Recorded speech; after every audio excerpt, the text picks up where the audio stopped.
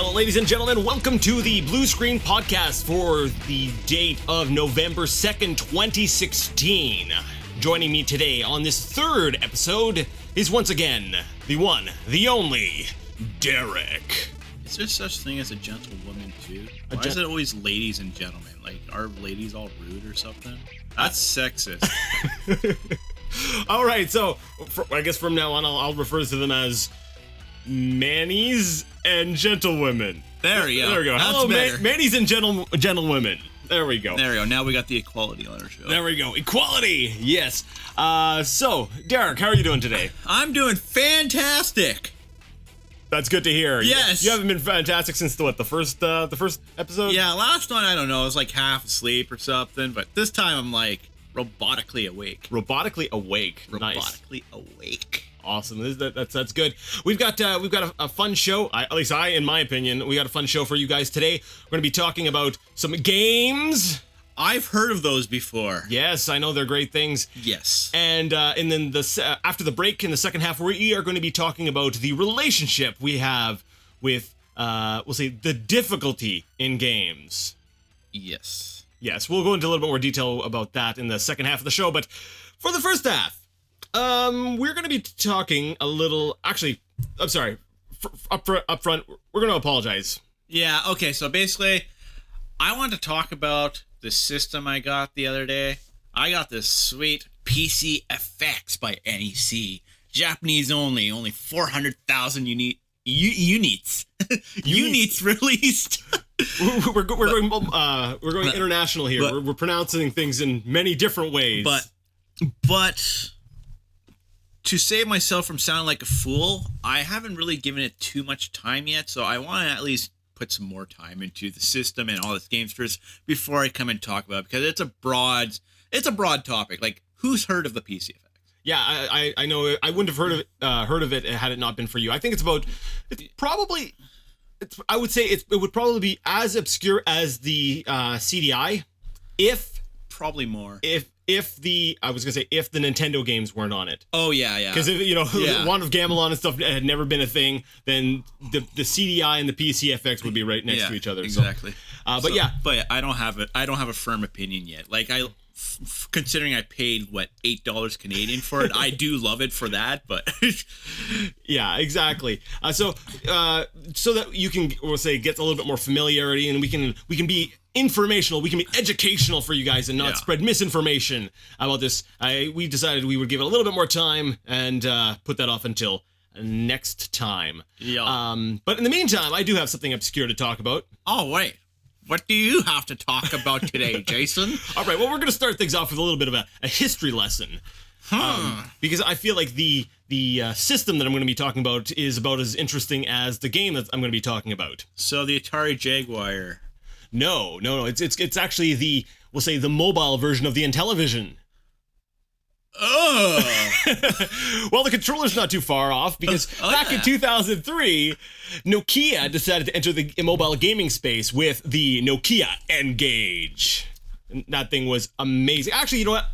I'm going to be honest. I like the Nokia N-Gage. A lot of people crap on it, but that might have to do with the fact that I got in a little bit later with the redesigned model, because was it 2003 they came out with the Nokia N-Gage, which had so many problems with it. Like, I'm just going to tell you one bad point about it, and I'm going to let you just sort of fill in the blanks here.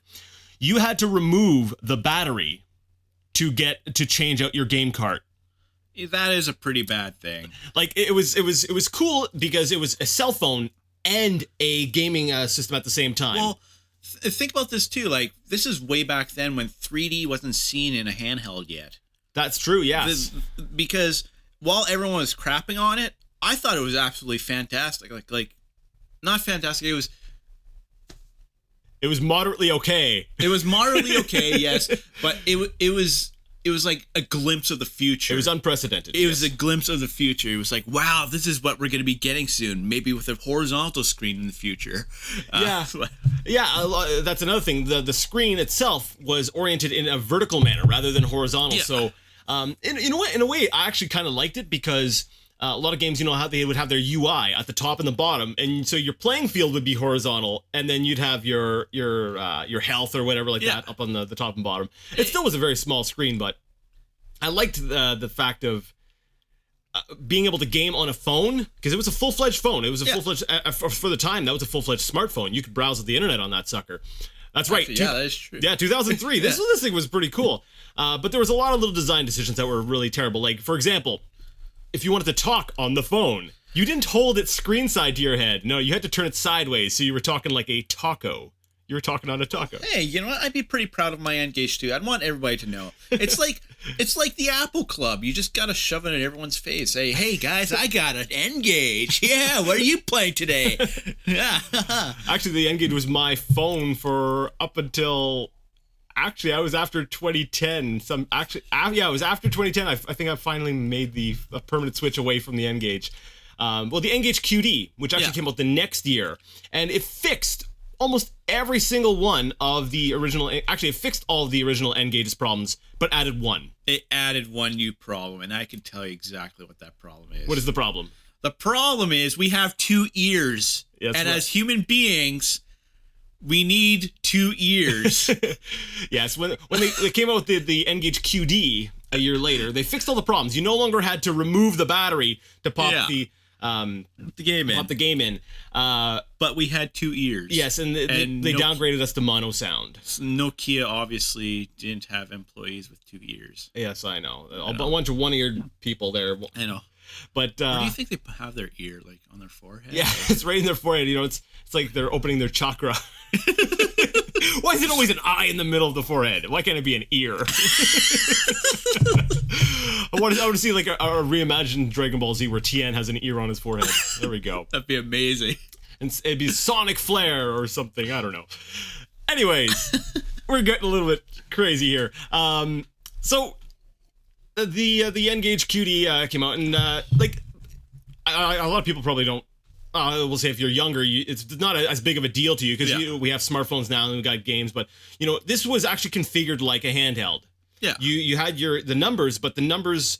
I'm going to be talking primarily about the QD, the improved model, because that's the one I played on the most.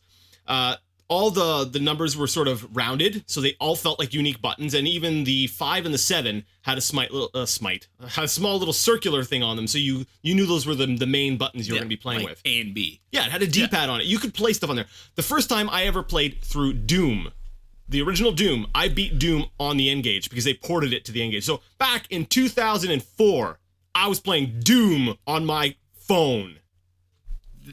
Actually, now that I think about it, that is actually a pretty crazy. That's pretty cool. Back then, that's wow. Yeah, but anyways, this long lead in. What have I been playing recently? I don't know. What have you been playing recently? I'm glad you asked. I've been playing because I'm playing the Elder Scrolls on my channel. I decided to play the exclusive Elder Scrolls game to the N-Gage, the Elder Scrolls Travels Shadowkey. Yeah, so think about this. 2004, you get an open-ended 3D RPG on your phone. That does sound pretty cool. With a frame rate of maybe 10 frames per second. That's pretty good for the time. Yeah, it's actually it's not bad. It definitely we'll say it's a product of its time. It was basically I'll take you through it. The game starts off. The whole game takes place within the region of I can't remember the name of the mountains, but it's basically the mountain range that separates. I believe it's Hammerfell, Skyrim, and I forgot the last place. I'm a little bit rusty on my Tamrielic geography. That's okay. I don't know anything about Tamriel except like Morrowind's a pretty cool place. So yes, Morrowind is a pretty cool place. I think we've mentioned and praised Morrowind on every single episode of this podcast so far. Well, like, why not? It's a great game. Let's just call it the Morrowind podcast, where we sometimes talk about other games. There we go. If you like Morrowind, you're in for a treat. I'll get into that in a second. But anyways, the game takes place in the area basically between where Daggerfall takes place and where Skyrim takes place. It takes place in these mountain ranges. So you start the game off. You go ahead and you create a character. So it asks you, what your race is going to be, then it asks you what your sex is going to be, and then it's like, what's your class going to be? And I chose a Nightblade because that's what I've been playing in my mainline Elder Scrolls series. Okay. And then when you...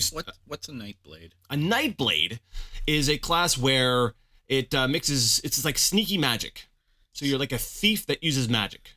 But then where's the blade coming from? That's like warrior. No, you're like backstabbing. See? So you're backstabbing the night. That's where the daytime comes in. That's right. I kill the night. Bring the day. So you start off, and then after you created your character, there is no skills in this game. It plays a lot more like Arena in that sense. Actually, there's a lot of stuff that's like Arena. When you start the game off, you have this sort of brownish parchment paper giving you kind of this cryptic, terrors coming to the land. Dark forces behind the scenes are manipulating stuff. Blah, blah, blah. Welcome to Shadowkey. So it's very close to the way Arena starts off. So you start the game off in a place called Azra's Crossing. And basically you're in this town, and the town is being attacked by bandits. Or has been attacked by bandits. Or is in the process. It's not too clear. Basically, you start off and you get a short tutorial. It's like so it might be attacked. We don't know. Yeah, this is about to get weird. Okay, but I can't wrap my head around that. All right, so you're in the house, and you go ahead and you grab your dagger, and there's a healing potion, and I also have a spell because I'm a spellcaster. I think the neighbor wants to steal my mail, but I'm not sure. Maybe I should go stab him. Preemptive measures here. So basically, you walk out of the house, and then you're attacked by, guess what? The neighbor. No. I knew it! Have you been paying attention? I knew it! No, pay attention here. Town's being attacked by bandits, right? So you're attacked by? A rat. Bingo! Oh, I'm right. Of course, every RPG starts off with rats. Exactly, but it explains this. In the opening, it explains that these are the bandits' rats. Oh, they're trained rats! Yes, they are trained rats that they sent... that they have going through the town. So these are not just any normal rats. These are giant, trained, killing rats. That is amazing. Do they do recon too? Well, they also act as pack mules because one of the quests you get after you clear out the rats from the town, one of the guys is like, they stole all of our herbs. We need our herbs back. They loaded up their rats with our herbs and they took off to their fortress. So there you are, you're like, man, I gotta get our herbs back. Like, man, I'm wondering what kind of herbs the designers were on here when they made this game. The High Piper. So, anyways, so you grab your stuff, you go shopping a little bit because, it's an RPG, you gotta grab your gear, and you're off doing quests. Okay. And, basically, it's kind of tank control. You left, right on your D-pad to move left, turn left and right, and then you push forward to move forward. Now, there's no diagonals, so you can't turn and sort of curve your movement. Oh, wow, that's actually... either that or my D-pad is shot, but I don't think that's necessarily the case. That's actually pretty bad. It is, but the game does play pretty slowly, and you also got to consider this is mobile back in... Because the game itself, I think, came out in... Was it 2003? I think it might have come out in 2003, or was it 2004? Anyways, the early 2000s, it was decent. So, now, you go ahead and you slay things. Now, it's not like the Elder Scrolls games of the time, which around the time was Morrowind, as evidenced by the fact of the entire soundtrack is Morrowind soundtrack. Oh, that's a very welcome addition. Like, I can't think of any game where the music could just play the same music the entire time and you'll never get sick of it. Yeah, Morrowind is one of my favorite soundtracks ever. Yeah, I can't even tell. Like, it transitions. I don't know if there's more than one track in the game, but it transitions so well. If so, like, it's beautiful. Yeah. So anyways, that's the kind of music you get to listen to the whole time through. Since I'm playing on the QD, your wonderful mono speaker, but... Like, even the headphone jack, why? Yeah, that's right. He used the 2.5 millimeter, right? Yeah. So you had to get a special pair of headphones or an adapter to use regular headphones on it. Yeah. So, like, if they would have had stereo sound out of the headphone jack, it would have been okay. Yeah. I would have been perfectly fine with that. Yeah. But they removed it altogether. Yeah, there was no stereo processing, whatever. Yeah. Yeah, it blows my mind. If I could have used my headphones and got stereo sound, that would have been great. Like, the freaking Game Boy has got stereo sound. Yeah. Yeah. It does, right? It does. Yeah, it does. So, Anyways, after you deal with the bandits, you go ahead and you start exploring, and it is an open world game. The draw distance is terrible. You're looking maybe I want to say 30 feet in front of you, and there's this just black wall.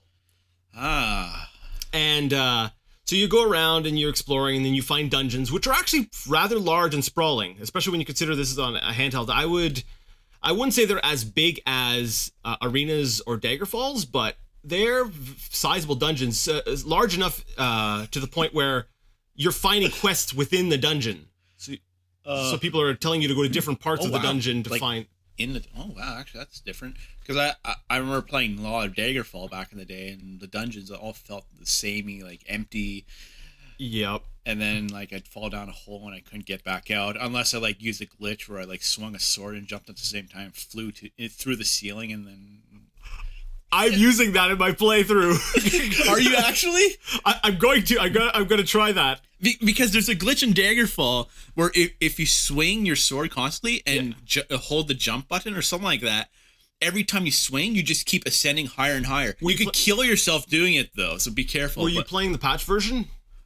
I don't know. I was playing a version from way back in the day, like back when I actually had a DOS system.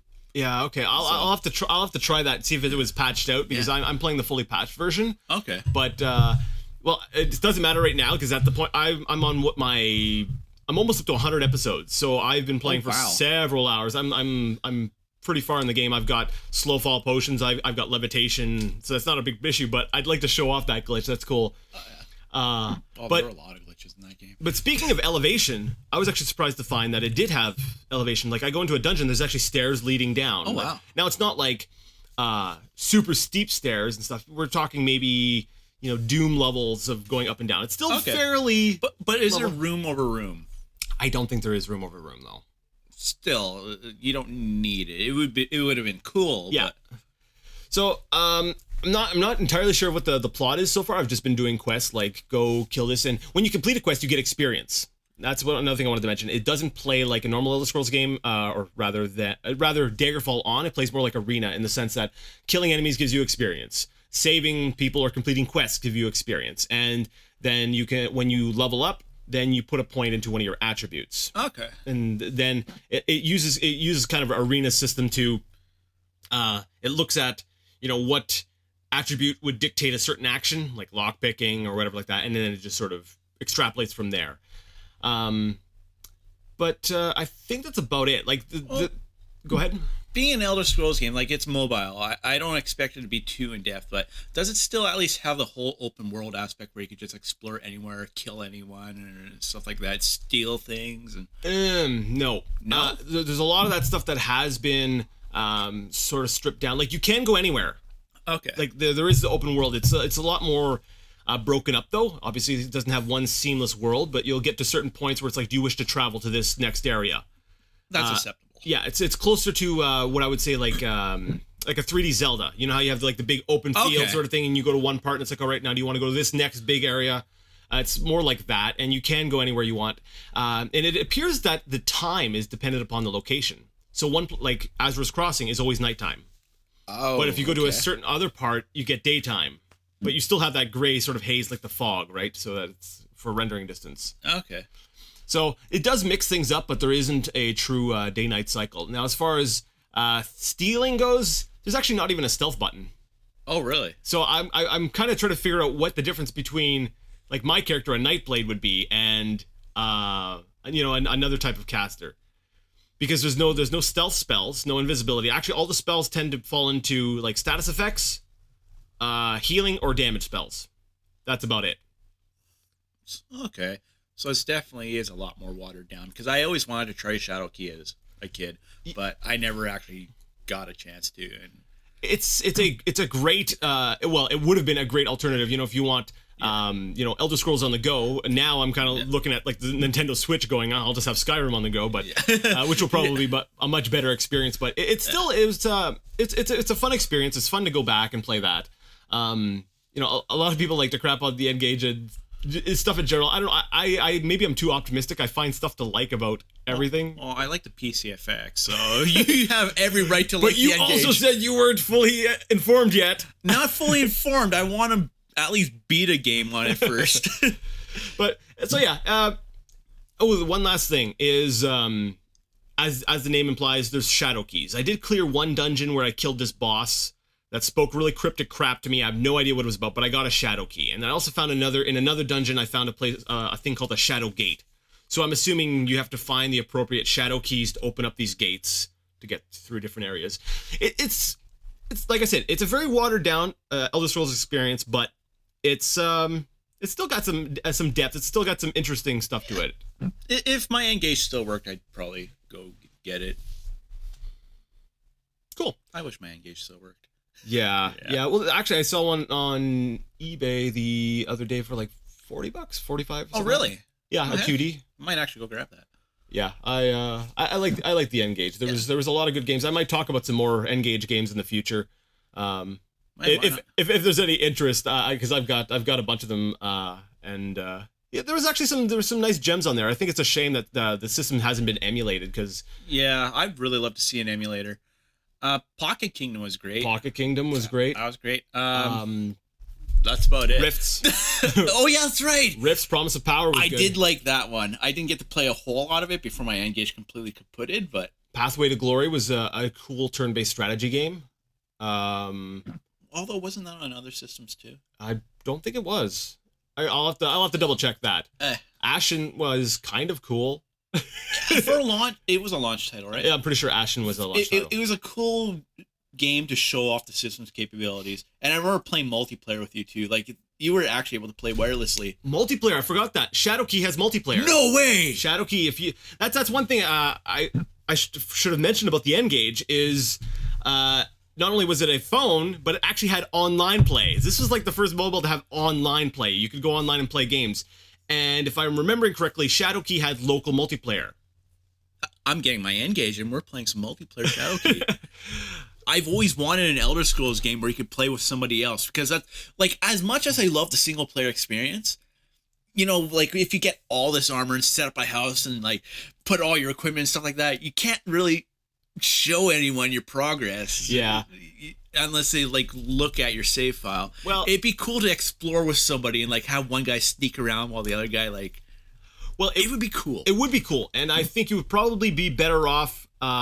Maybe I've been planning on showing off Battlespire on my channel, and I would say, you know, we could do that, because if you look at the prices of Shadowkey, because if you look at try to find the game, you're talking hundreds of dollars. It's a rare game. Yeah, so getting 2 copies of Shadowkey, you know, together to be able to play multiplayer, I don't think it's going to work too well. I guess I'm just going to have to go buy an SD card. There's actually some complications with that, but if you wanted to go that route, but maybe we'll talk about that another time. But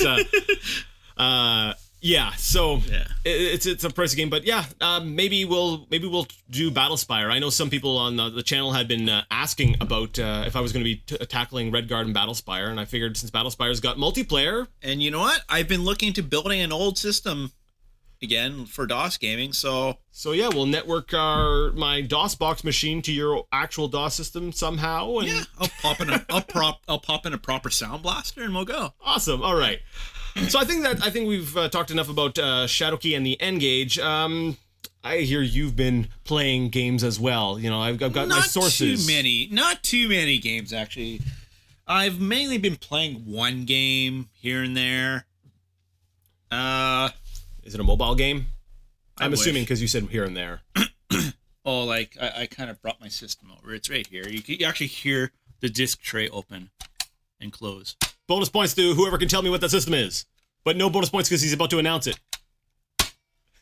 Okay. So I've been playing this game called Jumping Flash for the PlayStation 1. Wow.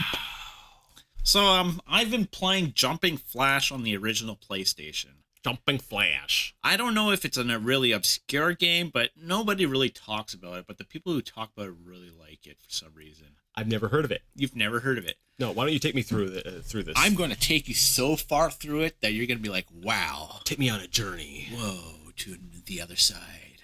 Yes. Yes. In a flash. Like that. Yes, just like that. All right. Okay. So anyways, it's a 3D first-person platformer about a robotic rabbit that has to like find things. Find things. Oh, right. So it's a kind of it's a first-person collectathon. Yeah, that's exactly it. Basically, the storyline is this evil old guy with a Hawaiian shirt takes part of a planet, like takes a bunch of parts of the planet, and decides to make his own resort for himself. Wait, so like he's taking chunks out of the planet, or Yeah, like... literal chunks, like they're just holes in the planet that just get removed. Okay. It's the stupidest concept ever, but I love it.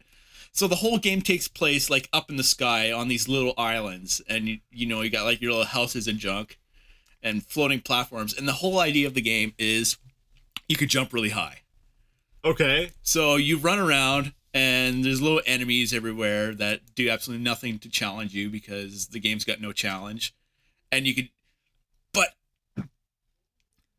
while it's a first-person shooter and you could shoot these enemies, it's also a platform where you could jump on their heads too in 3D first person. Okay. But and this is a PlayStation game, this right? is a PlayStation game, original PlayStation. It's such a bizarre game. That kid, how well does that play? Like, It actually plays very well. Yeah, because when I think of PlayStation 3D, I don't typically think like 60 frames per second. I'm thinking kind of maybe hard to manage 30, but it does get 60 frames per second if you face a wall. Oh, okay. So if you just play the whole game like a speedrunner, you know, facing in random directions and jumping all over the place, you'll be fine. Yeah, pretty much. But yeah, they're like big open levels, and you have to go around collecting these carrots for some reason, because I guess carrots like bring the world back together. Well, didn't you say you were a bunny? Yeah, you're a robotic rabbit. You're a robotic rabbit. Yeah. Okay, so I guess that makes sense. Yeah, you're a rabbit, exactly. so you're like carrots, yay. Yeah. But what made this game work? Because you think old 3D platformer, this is going to be hell. That's exactly what I was thinking. The game allows you to triple jump. On the first jump, you face forward. Okay. But when you hit jump again, you face downwards, and you can see your feet. Okay, so you can land. Like, yes. You can aim your landing. Okay. You can actually aim your landing. There's a shadow below and everything. You will never miss a jump unless you misjudge and it's too far away. It's actually geniusly laid out. That's actually good. I like that because that's a problem with a lot of, we'll say, especially early 3D platformers, especially before you had, like a lot of them actually didn't have shadows. Yeah, so depth perception was absolutely horrible. Like you play Mario 64, which is a fantastic game, but you realize that actually there is a shadow in that game. I was going to say, I think Mario had a shadow. Every time you come to a section, the camera would strategically position itself so you could kind of see like in a 2D plane, like side scroller, right? Yeah. You notice that? But there was a few parts where it wasn't done quite as well. Those few parts were usually the parts you would die at. Yep. But no, that problem was completely eliminated with this game. Yeah. So and so the camera work is good on that because like it fantastically with fewer walls, right? Because it's all floating islands. Because last time you talked about Tail Concerto and the camera was your nemesis. Yeah. No, the camera's actually good in this one. Okay. And what kind of stuff are you shooting? You're shooting green circle birds with lines for eyes, and I can't tell if you're talking about the projectile or the enemy. The enemy. Okay. Yeah. You're shooting, I think, looks like a hippo mixed with a cannon that shoots homing missiles at you. Wait. Are you talking about the projectile or the enemy at this point? The enemy. Okay. No, I'm like, wait. You're shooting hippos? It sounds amazing. It's aesthetically a great game. The only problem with the game is it's too darn easy. For me, anyways. I only died once playing it, and I beat the entire game. How long is the game, would you say? There's 6 worlds with 3 stages each. The third stage has a boss on it. It's a very short game. I beat it in one sitting. And how long was each level-ish?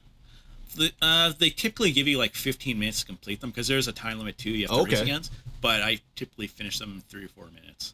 Okay, so yeah. So it's like, you could tell the game was aimed at a younger audience. Oh, okay. But I don't know. As an adult, I still had a lot of fun playing it.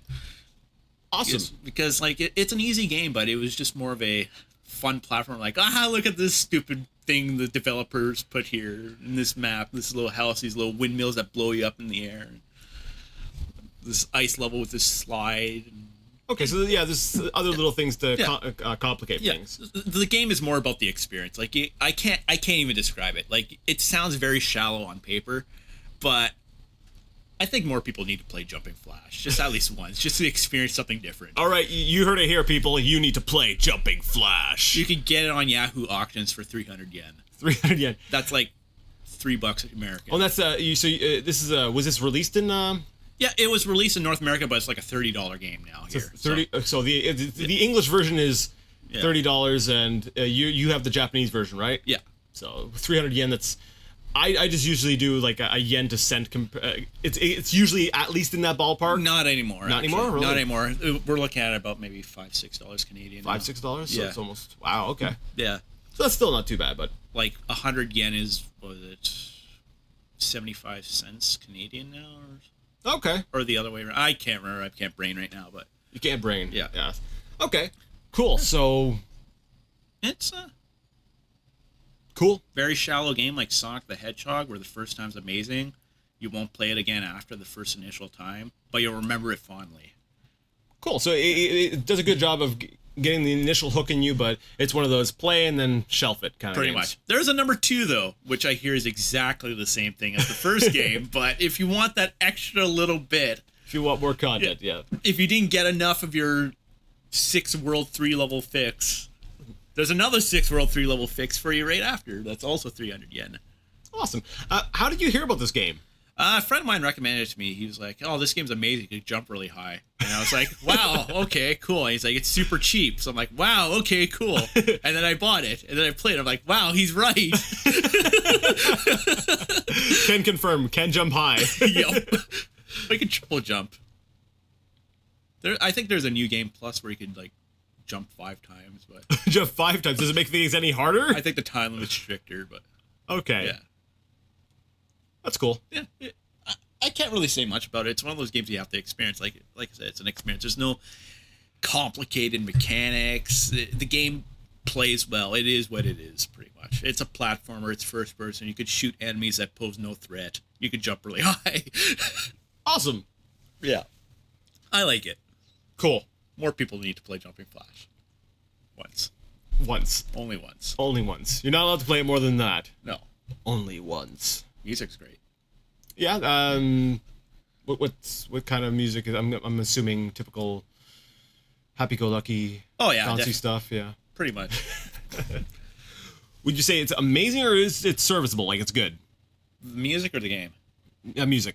Music's amazing. Yeah, it's amazing. Like super amazing. All right, so like once I'm done with the game, I just kind of use it as a soundtrack. Can you put the disc in your CD player and listen to the music? I don't think so. But the PlayStation is a CD player. This and is a very true. fine one at that. Yeah, it is. Yeah. You've got what you got like a first model? I do have a first model, an SCPH 1000, with a broken CD drive that I replaced with a newer model CD drive. So it's like the best of both worlds. Whoa! I know. Whoa! Yeah, if you couldn't tell, people, we tend to like old hardware and old games and stuff. Yeah, I promise that won't be the case in the... Oh, wait. Yeah, it will be. Yeah, it will be. Sorry.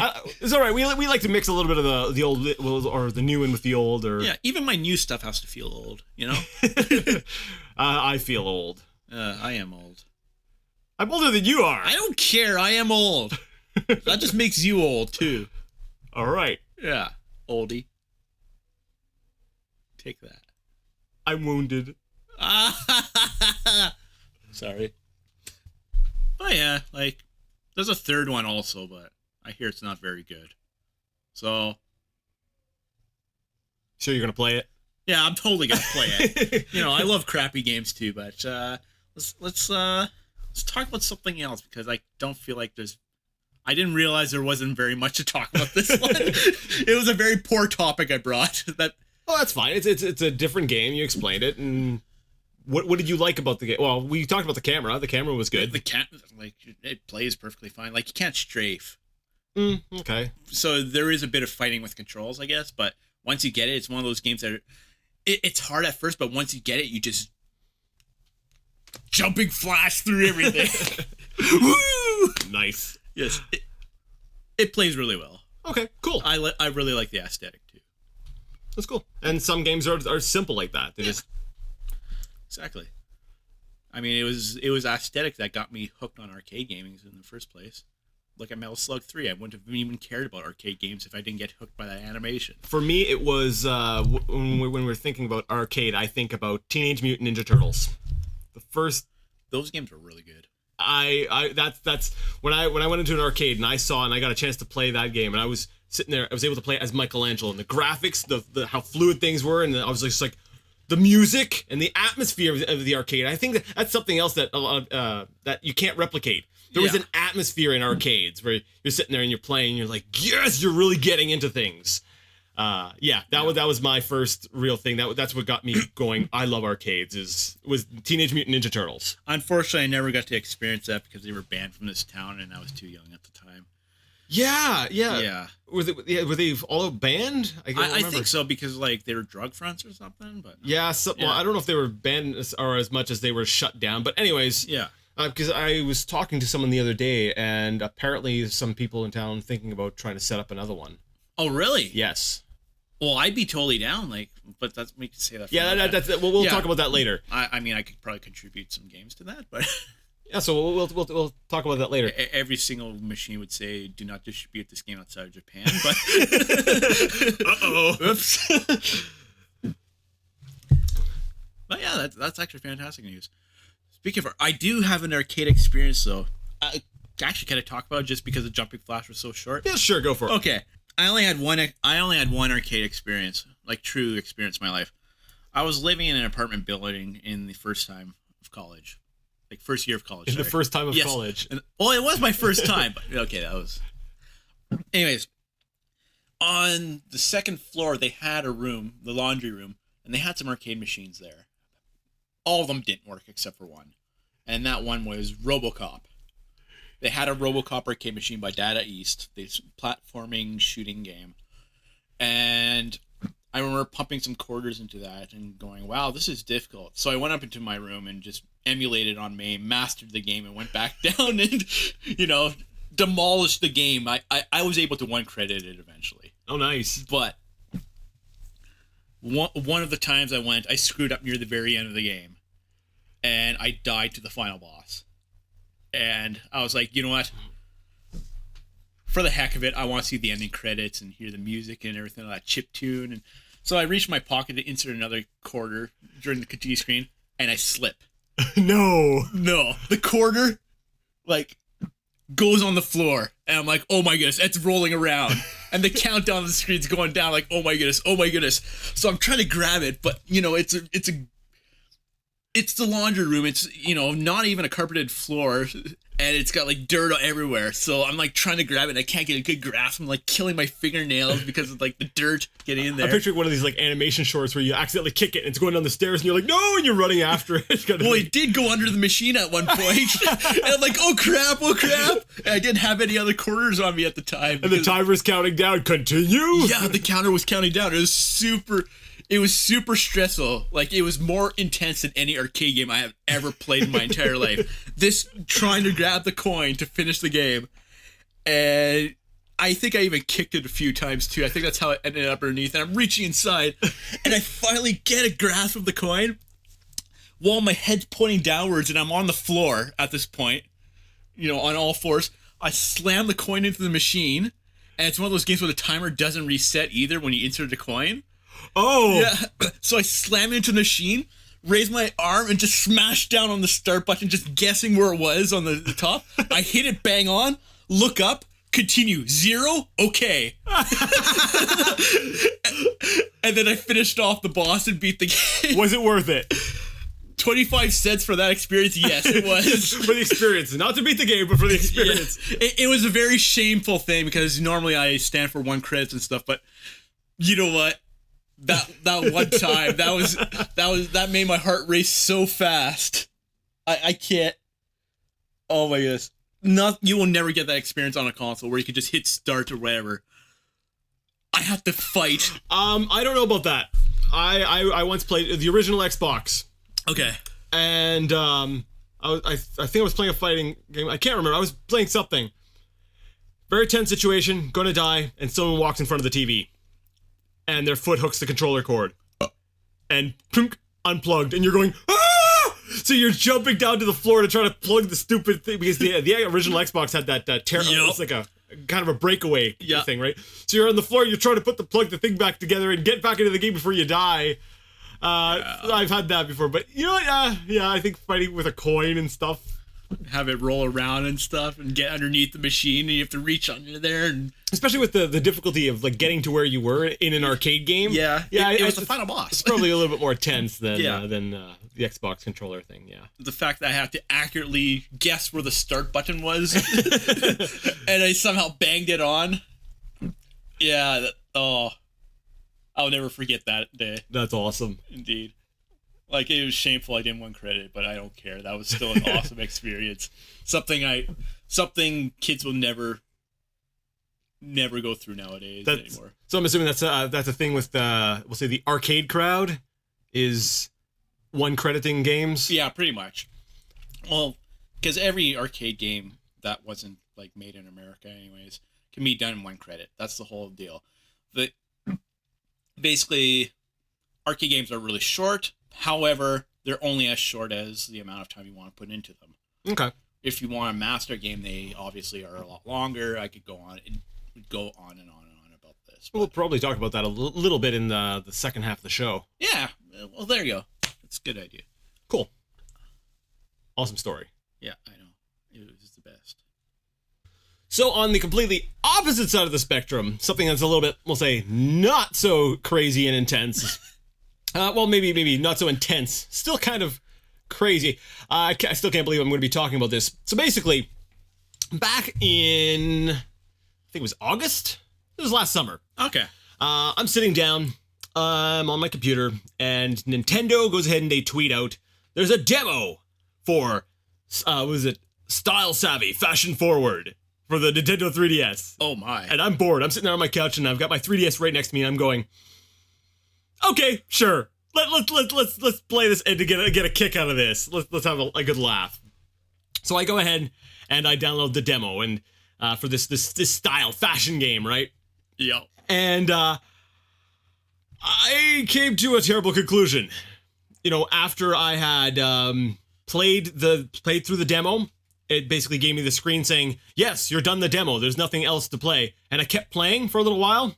I realized I may have a problem here. I actually found the game, the demo, kind of enjoyable, and we'll get into the reasons why that is after the next part of my story.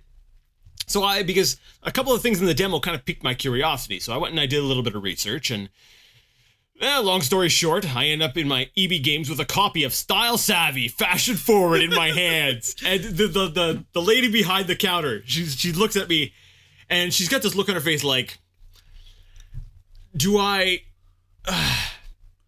want to dissuade or not? Do I want to persuade him not to buy this, or do I want to make a sale? Like, and basically she goes, well, I could do this on my computer.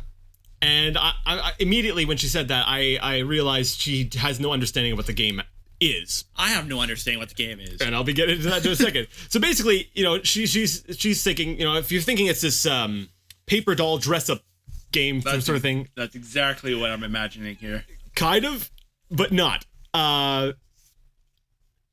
What happened? Well, okay, I'll take you through the game now. Okay. So when you start up the game and you go ahead and you create your character, your we'll say avatar, and yes, a lot of the game is choosing out different pieces of clothing and different stuff like that, doing hair, makeup. There's other little things that you can do as well. So yeah, in that sense, it does have that. But that's not what drew me in. Like, honestly, that's really not what drew me in. What drew me in is it's kind of got a bit of an Animal Crossing vibe to it. Oh, okay. It's not just like, oh yeah, you can just dress up people. No, you've got a town, and there's a bunch of different people in there. Okay. And you go ahead and, like, the people will come into, like, say, your shop. Say you want to work on clothes. They'll come into your shop. And they'll ask for, like, say, an outfit, or they're looking for something for a certain style, and you can go ahead and pick out an outfit design, sort of put together an outfit for them, and then you can sell it, and then when they're going around town and stuff, when you see them future places, when you interact with them, it's nothing really in depth. I wouldn't even say it's as charming as Animal Crossing, but it's got a little bit of that where you're going around town and you run into different people and you'll talk to them and stuff. They'll be wearing that stuff. So you're kind of like customizing a bunch of different characters. And, it's kind of funny because a lot of people, they would scoff at this idea. But yet I know a lot of them who would spend hours at character creation screens on RPGs. Like me. Yeah, you're doing the same thing. And I can understand because you're using it in a different type of game. And that's where I feel like this game actually kind of works because you're not just designing these outfits, you're actually running a business. Okay. Your store has a limited stock. You're making money off of every sale. You take that money, you go to your supplier, and then you have to stock up on different styles, different pieces of clothing to be able to sell to the different people. Okay. So there's a sort of a business element where you need the money to be able to get stock into your store so that you can go ahead and sell stuff. In addition to that, you can also set up your front display in front of your store, and even different parts in the game where you're working towards like setting up these fashion shows. But the fashion shows can work sort of helping to, let's say you've bought a bunch of different styles and you've got a lot in say like a rock style, a lot of leather and chains and stuff like that. And you said rock style. I just imagined a woman walking around with a bunch of boulders strapped to her. No, we're not going Flintstone style here. Okay. So you've got all this stuff, but they're not really selling. A lot of people are coming in, they want different sort of things because you can't force someone to buy what they don't want. They'll kind of know what they want. You can put your own creative license on it sort of thing, but they might not really be keen on the idea. So what you can do is, you can use the fashion shows as a way of sort of marketing in a way. You put on one that's a little bit more centered around that kind of rock look, and then you'll have a lot of people who'll be like, yeah, I want something like that, and they'll come into your store and you'll be able to sell some stuff like that. So it's by no means a hard game. I compare it to Animal Crossing, and I think that's probably a good level. Okay. But the fact that it has that secondary level of mechanics, where you're selling things, you actually have inventory, you can run out of stuff, you need to go shopping for things. But not only that, there's the hair thing, like I mentioned. There's unlocking different, different colors, and there's other little side quests and stuff, on makeup. You can be a model. It's not the biggest draw for me. I like the business aspect of things. Yeah. But you can actually get like furniture and furnish like an entire sort of like apartment complex and then rent out rooms. So you can be making money that way as well. I didn't even expect that. Yeah, I know. It's like I said, there's so many other little things they threw in along with the base sort of fashion thing. It makes it feel more like a complete package with like sort of a business sort of undertone to it that sort of ties it all together. So, when you look at the core gameplay loop, in essence, what you're doing is you're dressing up people. And, that on its own would not have warranted the purchase for me. I would have been like, okay, whoop-de-doo. But the fact that there are these other little things that these elements that sort of play together makes it really neat. Is there a fail state? There is not a fail state. It's like I said, like Animal Crossing. Okay. Also like Animal Crossing, though, it also runs on a real-time clock. So sometimes you get different dialogue based on the time of day. Halloween just passed, and there was a great big pumpkin in the town square. So there's different decorations and stuff for different times of year. And from what I understand, it even takes into account like seasons. So there'll be different seasonal fashions. So it's not, like I said, it on paper, it sounds ridiculous. It's like the kind of thing you're like, oh, why on earth would I ever play this, right? Yeah. And admittedly, if it was just dressing up, I would have skipped on it. But I don't know. I like that casual sort of business sense. Like, look at all the money I'm getting, and so yeah, you can. There's that. Now there's I think I put 30 hours into it. That's right. I put that much time into this thing. That's more than I put into most games. And I still haven't unlocked everything. I got to the credits, but there's apparently even more stuff that happens after the credits where you're not just picking out items for people to wear. You can actually design your own individual pieces of clothing to sort of create your own sort of styles. So I don't know. I like that. I don't know. I like that. It's kind of strange. I didn't think I would. Like I originally, I tried out the demo thinking, oh yeah, I'm gonna have a good laugh. Oh yeah, look at me, I'm playing a fashion game. And then now here I am going, okay, yep, that's a thing. I've had that happen to me before too. Some games are really surprising like that. Yeah, when you give them a chance, when you don't get sort of stuck in this box of like, no, this is what I play and this is all I play. When you give other things a chance, you sometimes you find these little gems that kind of, oh, wow, that's actually pretty impressive. Now, if you've got no interest in customizing yourself, stuff like that, it's probably not going to be for you. Yeah. Like I mentioned earlier, I think in the show, I'm pretty easy to please. I'm pretty, I can find a lot of stuff to like. But yeah, I had a fun time with it. Well, that's awesome. Like if I had a 3DS, I'd probably give it at least one chance on your recommendation now. Like it does sound pretty interesting, but I'm still kind of skeptical. Oh yes. I'm still kind of skeptical. Like, I think what would have made it sort of, we'll probably talk about this a little bit later. What would have made it maybe better for me is if there was sort of like I don't know, like a difficulty setting or something. If there was like a sort of fail state where you really have to manage money easily, like, or manage money well. Do you get competitors in the game too? People who try to compete against you? No, that would have been an excellent addition. Yeah, actually, but. Yeah, you pretty much have a monopoly in this game. That's a shame. Like there's a couple little story things, but they're not really huge. Like it's we'll say along the lines of this person's going to shut down the fashion show. Oh no! So you have to pay attention to certain little cues and figure out how to we'll say circumvent that. So it's a very, I guess, I want to say girly. That's kind of. Hey! No, we're doing the equality thing on this episode. Remember? Exactly. That's why I'm. It's kind of a feminine. No, that's. Well, it's a casual game. It's so casual. It's a very casual sort of sit back and sort of relax type thing. Like if I'll be like sitting, watching something macho on my TV, got Schwarzenegger blowing up stuff, and while I'm watching that, he's not shooting something, I'll take a break and design this outfit. Yeah, there's a nice juxtaposition going on there. Exactly. So, actually that went a lot quicker than I thought it was going to be. I thought I had more to say about that. Hey, yeah, I was on the same boat with Jumping Flash. Like, yeah. you play a game you really enjoyed, and then you realize, there's not much to it. It's just the basic things in life that entertain us. Yeah, well, there's more things to say, but I really don't feel like there's anything really new. There's not really anything I feel like you really need to sort of dig into. I think it's very well done. It gives you a lot of tools to make the proper choice. Like there's a lot of sorting options and stuff like that. Yeah, it was a surprise. It's and after you beat the game, see, apparently the previous game in the series allowed you to design men's fashion, which I thought would have been kind of cool. Okay, you can have, male characters, female characters. But this one here, they did something really weird where after you get the credits and after you beat the game, then you can customize the men's fashion of the men in the town, but it's not tied into the business model. So you can just sort of customize how the guys look. Oh, and that's kind of weird. As such, I don't really play around with that because I'm like, well, it's not working towards my business empire. My great fashion business empire. Like, whatever. I fooled around with it a little bit to see what they had, and I think that, like, all the fashions are there. They could have easily just said, all right, now here's guys' fashions.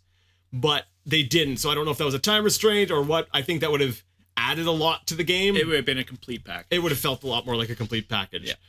That's actually very unfortunate. Yeah.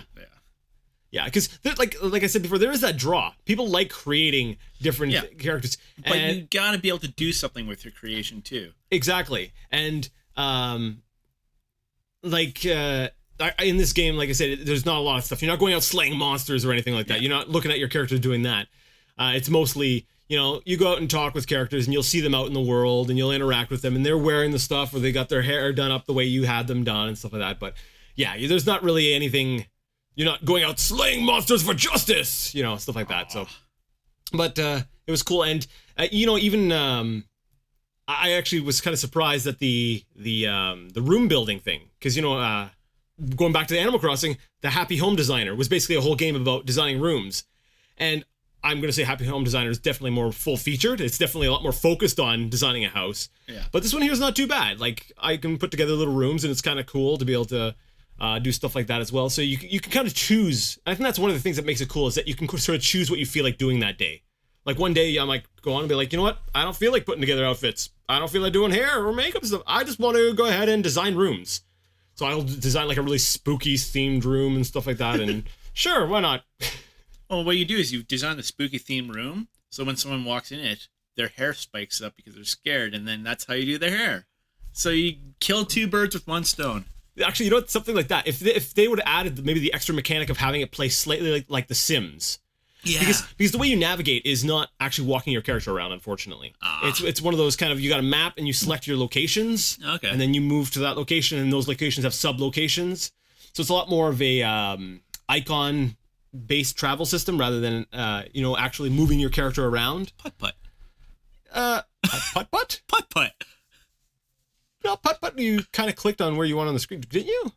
You couldn't, like, freely move around, though. You sure? Yeah, I'm positive. I'm pretty sure you could freely move on putt-putt. No, because they didn't animate every single part of them. Animate? He's got wheels! Have you seen a putt-putt game recently? The animation in that Yes, actually, I have. My kid plays putt-putt regularly. Oh, because I play Pajama Sam. the one where you shouldn't be afraid of the monsters on your bed at night, whatever it's called. Okay, I played it to the end. I beat it. And you know what? You couldn't walk around freely. What are you playing in that one? You play as Pajama Sam. Sorry. What are you playing it in? Scum. It's on Steam. So you're using the Scum thing. Probably. Yeah, because there's actually 2 of the games, 1 or 2 of the Pajama Sam games that are actually bugged. Scum doesn't emulate them properly, so there's a dead end. You get to a certain point, and it creates a loop, and you can't progress. It basically soft locks the game. Oof. And my kids encountered this both times, and we just went from fashion to talking about Pajama Sam. Hey, Pajama Sam's awesome. You go to the kitchen, and there's the fridge, and then once you talk to the fridge, the game soft locks.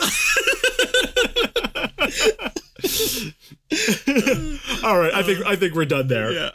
I like how 95% of the things you click on are just absolutely nothing contribute to the game at all. They're just random animations everywhere. I like that. Actually, I wish the more like adventures games and stuff like that would have stuff like not necessarily Easter eggs. These are not really hidden. It's just if you care to poke around, little things happen, and I like exactly. that. But you end up seeing every single one, trying to find the one thing you're looking for. But at least you're entertained while you're looking around for something. I guess. I guess. Humongous entertainment. What does it go? I can't do that. They have this weird sort of laughing intro sound, or yeah, exactly. That's exactly it. All right. I don't think I have really anything else to add to that. So It sounds like an interesting game. Like I said, I would try it, but I'm still skeptical. Are you okay, Jason? Are you just? Oh, dude, I'm Okay. yeah, I'm totally fine. I'm weird. I've got very strange taste in games, as I'm sure will be evidenced by a lot of the stuff on here. I play all kinds of. I don't care. I don't give into the whole girl game, boy game crap. I just play what I feel like it. It's like when I was a kid. I remember reading Nancy Drew, and I got questioned. I got asked, why are you reading that? You should be reading Hardy Boys. Oh yeah. I was like, no, screw you. When I was a kid, I wanted a Polly Pocket because it unfolded, and that was really cool. Yes. I didn't care if it was a girl's toy. I was like, that's really neat. They're like miniature and small and stuff. It's like a whole house in the palm of your hands. Wow. And you can move the little person around it. I know, it was great. It was awesome. I always wanted one. I never got one. Yeah. So yeah, I don't subscribe to the whole notion of what I'm supposed to like and what I'm not supposed to like. Well, we were talking about putt-putt. Come on, that's putt-putt, yeah. What age? How old are you? What's the target group for putt-putt? The target group? 40 to 50 years old. Oh, well, I'm too young for that. Yeah, you're not allowed to play it until you're older. Okay. Go to your room. So in like 10, 20 years or something like that, we'll be back with putt-putt. But for now, we're going to move on to something you've been playing. Oh, goodness. What else have I been playing? I've been playing MS Paint. MS Paint's a pretty good game. Is this another one of those deceptive titles? Kind of like Logic Pro? What do you do in MS Paint? Well, have you heard of a game called Tetris? Okay, it's nothing like that, but... Tetris is my favorite first-person shooter. Well, you're looking at a well in first person, and you're shooting blocks into it, so... But you're looking at it from the side, so technically it's not first person. But like I'm looking at the well through my own eyes. Okay. I'm not even gonna fight that one. Just whatever shirt. Yep. What makes you happy? Tetris makes me happy. But no, I don't know. There's a game I absolutely love. That we're just gonna cut that out. So there's a game on Steam that not many people have been playing, but is really good and underappreciated. Bad Rats. Bad Rats is the best game I have never played. Ever. I hate the concept of Bad Rats so much. Like the concept. My friend tried to gift me the game as a prank because it was on sale for like how many cents? And I still refused. I don't have that game in my Steam library. It's still sitting in your gift basket thing? I think I sent it to someone else. It's the gift that keeps on giving. It's Bad Rats. From That's right. I gave it to our other roommate, and I think they freaked out on me. Keep passing it around. Nobody wants Bad Rats. No. Oh, goodness. But I know I've been wanting to talk about Eschatos. Eschatos? Eschatos, I think it's called.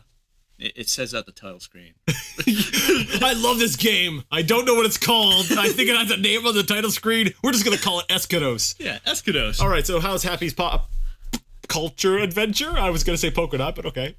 So MS Paint is a game where you sled down a snow hill. No. Eschatos is a bullet hell shooter by a company who makes video games. I'm so surprised. Yes. Yes. But it's pretty good. That rules out Konami. It's got... Oh, man, screw Konami. But, no, Eschatos is a bullet hell shooter. It's got 3D graphics, kind of like Sylphid. Which one? All of them. They're all 3D. The original DOS one, well, that's faux 3D. The original DOS one was 3D. It was faux, though. It wasn't actual true 3D. Well, neither was the Sega CD one. But didn't that one have at least polygons? It did have polygons. Well, then it was technically 3D. Yeah, but so was the DOS one. Okay, so you're talking about the perspective. You're not necessarily saying... Yeah, kind of, It's kind of like a three... It's not totally top down, but it's not like behind the ship either. It's kind of like this sort of three-quarter view-ish thing. Depends on the stage. Okay. Like Eschatos, like if you're familiar with a shmup, you know what it is. Actually, maybe I should describe what my definition of a shmup is. Go for it. I think a lot of your viewers don't exactly play those kind of games. But yeah, basically, you've got your screen. Typically, to a shmup, you got a screen that scrolls one direction. You're dragged one way. Very linear experience. But you have a ship that you have to maneuver around the screen. Usually, it dies in one hit from any enemy projectile. They come on the screen. They fire bullets at you. You figure out how to kill these enemies, and you move on. You get to the boss, you destroy it, you move on to the next stage, you repeat until you get to the end of the game, typically. There's a subgenre called bullet hell, where there's so many bullets on the screen you can't see the background anymore, which is absolutely amazing, but they usually reduce your hitbox to make it manageable. And usually give you some sort of form of bomb or whatever, so you could get yourself out of a tight situation, because, you know, with that many bullets on the screen, it could get unpredictable sometimes, and you'll find yourself stuck.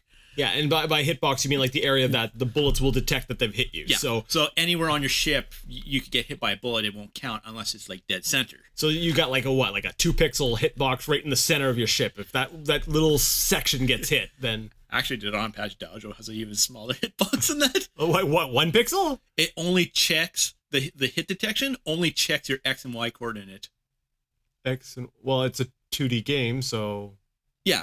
Like there's no box that it checks. It checks the literal point of where your ship is. So yeah, like the pixel perfect. It's a 1 pixel kind of thing. The bullets have bigger hitboxes, but your ship itself has a 1 pixel hitbox. That's amazing. Okay. Yeah. So it's actually a lot easier than it looks. That'd be easy to code too.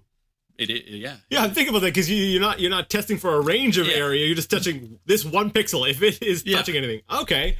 Anyways, it's become kind of like a cult genre. It's actually been getting quite a bit popular these days, as a lot of indie developers are kind of making these sort of games. Jamestown was a recent example. Yeah, Jamestown. They tried to do it's not as crazy as some of the stuff you play, but it's... Oh, actually, the hardest difficulty level of Jamestown is pretty intense. Like, there's the whole vaunting thing where you could, like, absorb bullets, but... Okay. It actually does get pretty crazy on the hardest difficulty. Okay. Like, I've actually played the hardest difficulty. Okay, I've unlocked respect. Because I know when I first started playing it, you were kind of like, eh. Oh, I hate the game. But yeah. I don't like it, but I unlocked the hardest difficulty level and played it. But Eschatos takes that concept and brings it to the third dimension. It's a vertical bullet hell shooter. And actually, I pretty much just described the entire game. There we go. By describing the genre, it's basically the entire game. Well, what makes the Eschatos special? What makes it unique? What makes it special?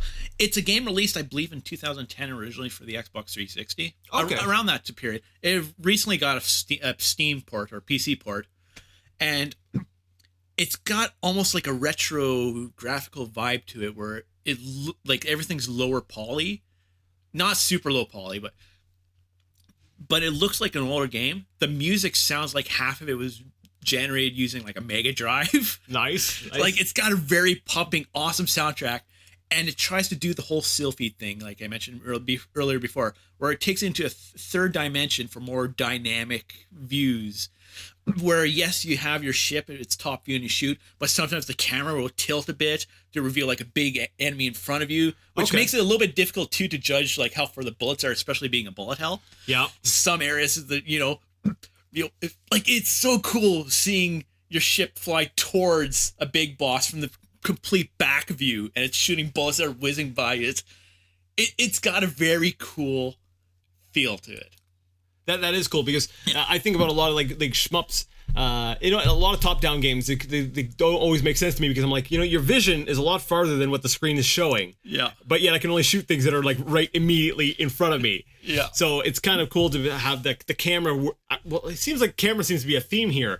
The camera kind of tilts down to allow you to see a little bit further in front of you. It's kind of like my GPS. It has a 2D and a 3D mode. I can have it either top down or slightly.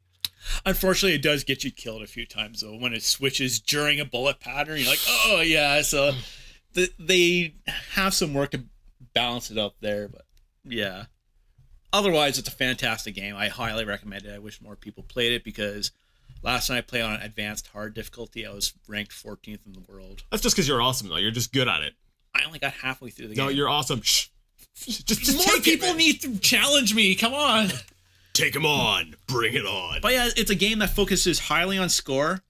You could power up your guns, especially if you play on the advanced difficulty, where you start off with like a pea shooter and then you eventually get like a huge kill everything gun. A huge kill everything. Very descriptive. Yes. Oh yeah, you like clear the screen, right? You like just pew pew. But you don't get an actual bomb. Like you get a small little barrier you can put in front of your ship to absorb bullets, which is actually kind of handy for making openings. Okay. But crap, what was I saying?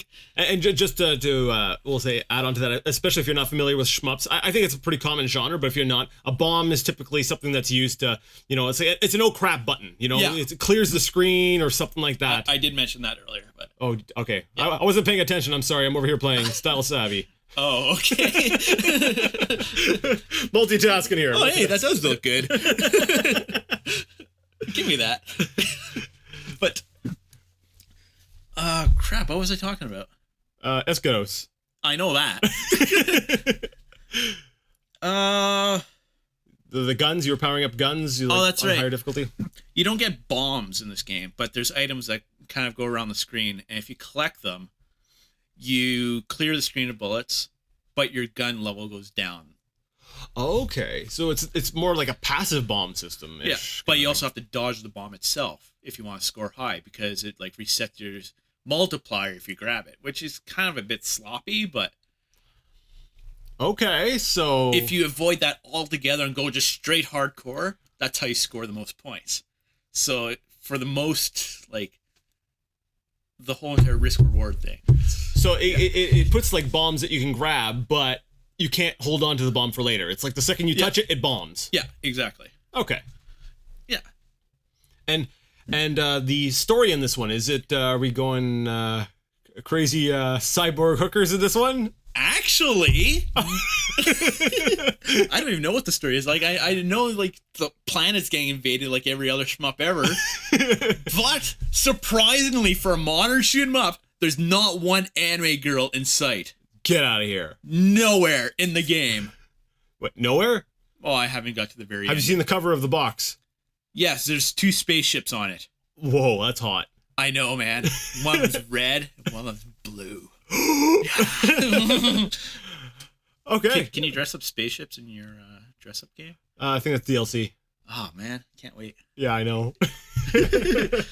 I always wanted to dress up a spaceship. Like, that would be awesome if you were, like, playing a bullet hell shooter and you can unlock hats for your ship and sell them on the marketplace. Don't give Valve any ideas. Well, what do you think Half-Life 3 is going to be? It's going to be a bullet hell? Yes. With hats. Mr. Freeman, I'd like your top hat. Oh, thank you. Yeah, it's a pretty good game. Go check it out. It's great. I love it. Aesthetically, it's not like crazy unique, whatever, but I also like the way the stages are set up too. I do got to mention that. You know how in a shmup you typically, or even arcade game, any old game, you finish a stage, you go on to the next, whatever, black screen. Yeah. This game, it's all one continuous stage. Okay. So you start off on the planet and you eventually shoot off into space. And so the background's just constantly changing behind you, like it's just one steady straight. That's cool. Yeah. I like that. And there's like 25 areas. It's not just like stage. It's you finish a few guys, you kill a small boss, and then the next area. Okay. Yeah. So when you said areas, it was like 25 stages. That's like crazy for a shmup. Yeah, that would be pretty crazy. Actually, what's the longest shmup I could think of? Oh, Sylphid, the Lost Planet, where one stage lasts 30 minutes and you shoot 3 guys. I hate that game with a passion. Oh my goodness, but I want to save that one for another time. All right. I really want to cover the Sylphid series because I think it is a great series.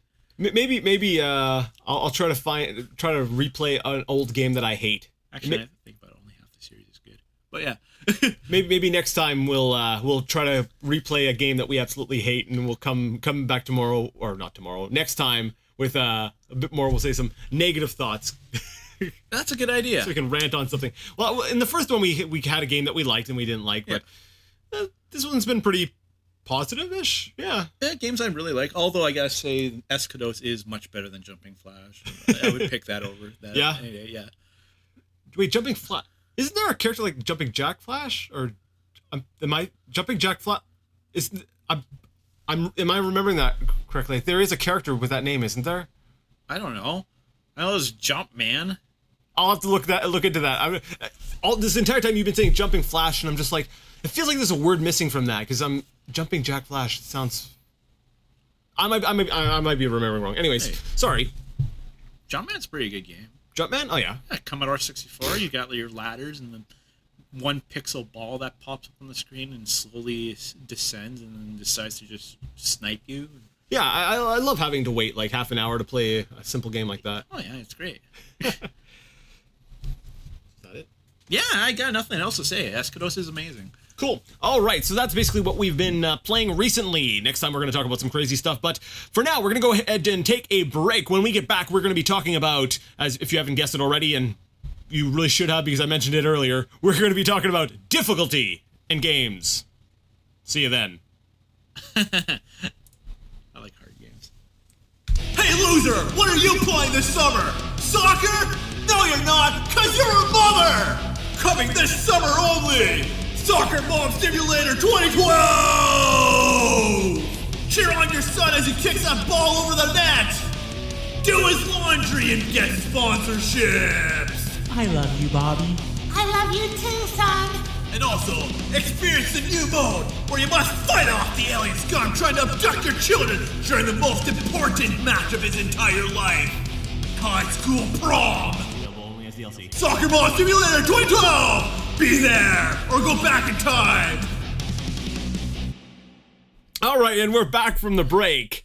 Now, before we go ahead and get started on the topic, last time I gave out our email address. Oh yeah, that's right. So let's go ahead and answer some email. All right. So in this first email, it's from Joe from Hungary. I'm pretty hungry too, Joe. Hey, how's it going? Derek, why are you so attractive? And why do you look so great on radio? You see, I don't know. I guess I just got a good face for radio. You certainly do. Yeah, I'm gorgeous. Like, just look at me. Listen to my beauty vibes just coming off me. Beauty vibe. You look so beautiful, you can hear it. Exactly. All right. You hear that? That's the beauty. I hear it. It's amazing. Yeah. All right. Seriously, though, no, we didn't get any emails. We just felt like being silly. But if you do want to send in your complaints, you can do so at jason@bluescreen.ca. Make sure to title it, I Hate Derek. Or, yeah, okay, that works. Yeah. I hate Derek. Yeah. All right, so enough of that fooling around. Let's go ahead and get things started with the topic for the day. Maybe I'll actually have something useful to say this time around. Yes, because you're useless as it is, you know. Yeah, I know. I'm just going to show myself. You've been getting by on your good looks all this time. I know. Yeah.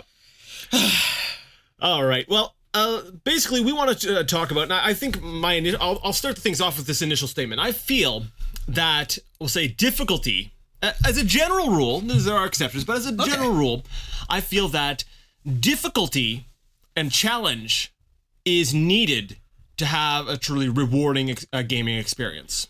I think that applies for anything in life, to be honest. Because if I was like working at my job and it was super easy and I got paid for it, I wouldn't like that. I would actually prefer to actually have like a guy hitting me in the back with a whip all day long and having to pull trolleys of 5 tons of bricks with no breaks or anything like that. I think that would be a much more rewarding experience to actually earn my minimum wage job money. Well, you might want to go down to the States. Hey, that's a good Trump idea. gets in power. You might get your wish. Hey, sweet.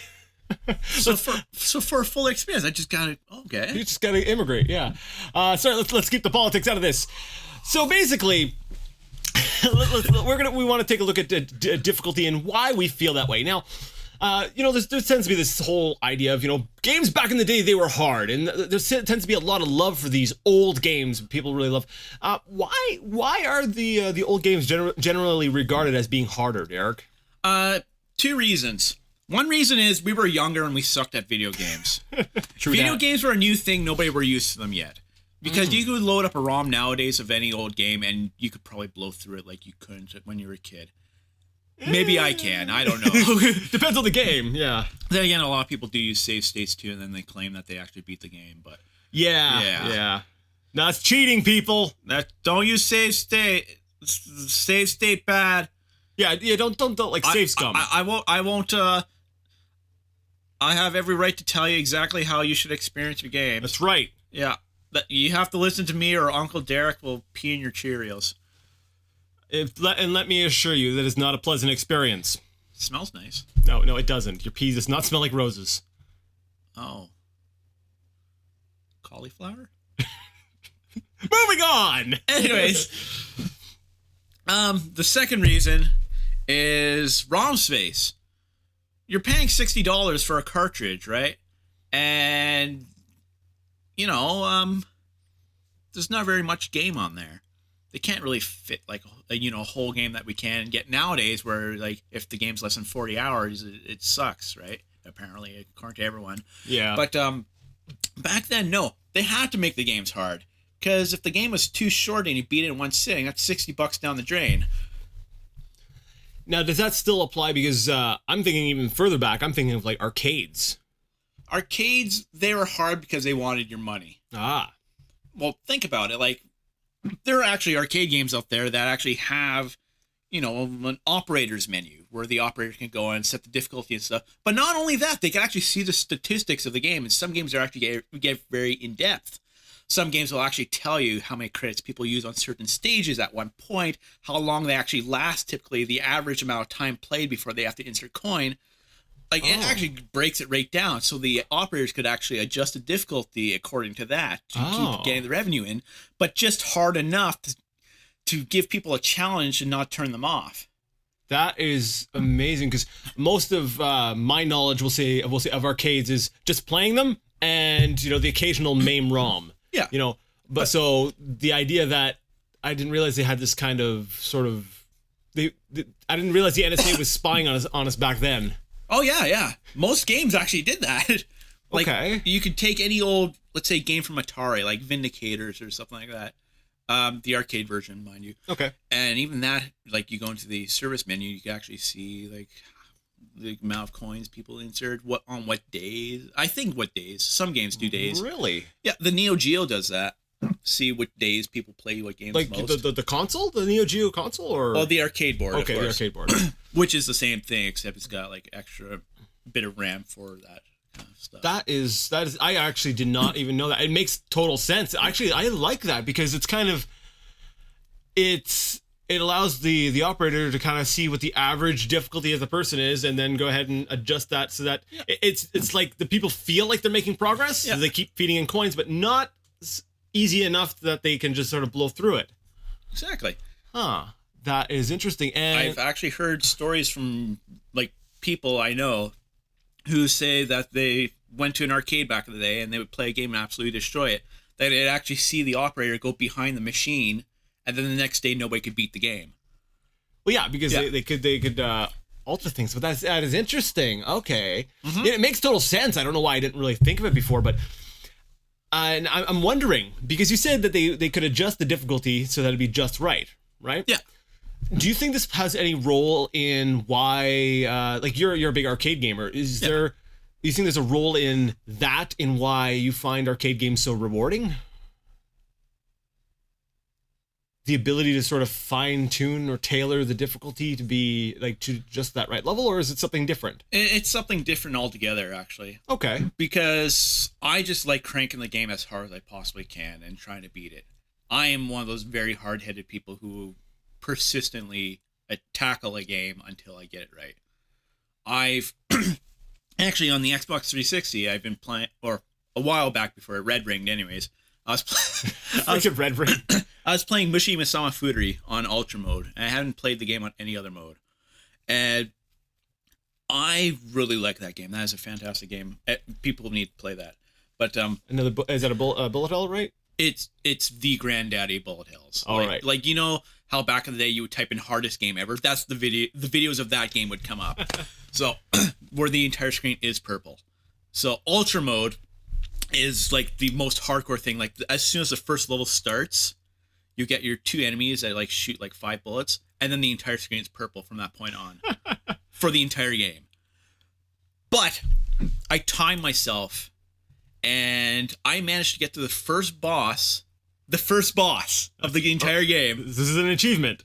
It was an achievement without bombing or dying in 16 hours of gameplay. You said this was on 16 hours of gameplay. 16 hours. The game typically takes 30 minutes to beat. And this was on the 360? Yeah. I'm just picturing you doing that, and then an achievement popping up, and you can't see your ship, and you dying. No, the achievement comes up after you beat the stage. Oh, okay. But there is actually an achievement for beating a stage without dying or using a bomb. So, yeah, on Ultra mode. And that actually felt really good because I didn't look up a guide online or anything like that of how to actually beat the stage. And because the game was only like 30 minutes long altogether, but I spent 16 hours just trying to beat the first stage. When I finally got to the end, I felt like I was on a whole new level from everyone else. I felt like I did something nobody else could actually do, or very few people can actually do. And that's what I get from playing arcade games, because they typically be the kind of games that would normally pull the money out of your pocket to get you playing more and more. But if you try to one credit the game, as I mentioned earlier, you get a lot more enjoyment of it and a lot greater satisfaction that you actually completed something that you initially thought was impossible. You showed the game who's boss. On the other hand, no, you could also say that the reason why you find this so appealing now is because you don't have that restraint of money. That too. Because if I played Mushi Musama Futari, actually, it's interesting. That one game in particular. Yeah. I think the game came out like something like 8 years ago or something like that. Okay. At the time, the top player at the game, like the guy who got the highest score, yeah, he played the game so much in the arcade that Cave, the developers, asked him why he didn't just buy the arcade board, because he spent the same amount playing it in the arcade than if he would have just bought the board. Yeah. So. Okay, so ultimately, if we were to say narrow it down to 1 point, why do you find that so rewarding? Is it? It's not necessarily. Okay. It's just okay. I'll let you. Have you ever taken a huge dump that just won't come out, but when it does come out, it's the best feeling in the world? I don't think we can go one episode without potty humor, can we? I was like, you know what? We're doing good. Nope, there it is. But no, it's the same thing. Like, freaking. And along with the poop, the podcast goes into the crapper. There we go. I think I'm getting your very strange analogy. Yeah, okay. it's the relief afterwards. It feels so good. It's because you've overcome something, right? Yeah, it's because you overcome something. And that whole...